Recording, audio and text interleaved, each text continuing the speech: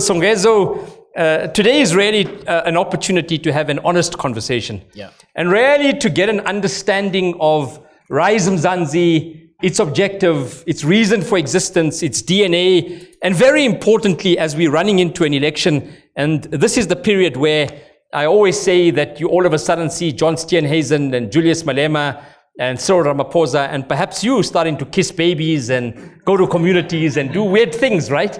The difference is you have not been in government. You've had your time in a corporate headquarters. You've been in the hallowed halls of the journalism environment.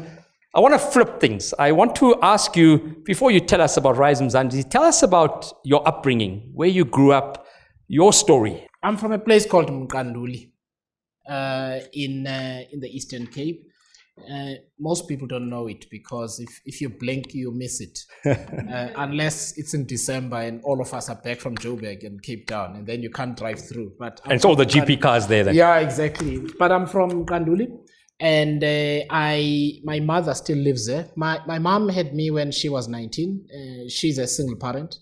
I was raised by my grandparents. And hence my name is Songezo. I'm the first grandchild at home. Right. And so I was my grandparents' child, basically. So my grandmother and my grandfather raised me. I did my initial schooling in Mkanduli until 1989 or until 1990 when I went to boarding school. Right. In Standard 8.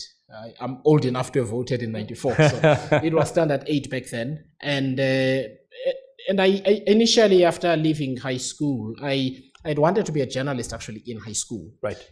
But at the time, which was 92, when I matriculated, journalists were getting killed in the violence in the townships and in KZN. And so my mother, because she's got only one child, me, didn't want me to be a journalist. So I tried my hand at BCom, but I hated applied stats. I hated that thing. And so at Wits they called it comp maths, and I hated it as well. and so after 2 years I went back to my mom and I said, I don't even know what I'm going to be when I finish my studies. And so that's when I got back to communication. I actually couldn't do journalism at all. Right. And I'm summarizing, I'm skipping some details. Oh, give us the color. For the sake of time. But I started working, so I qualified in public relations management in the then Port Elizabeth Technikon. I got a job at Volkswagen South Africa. I stayed for 8 years there. Sure.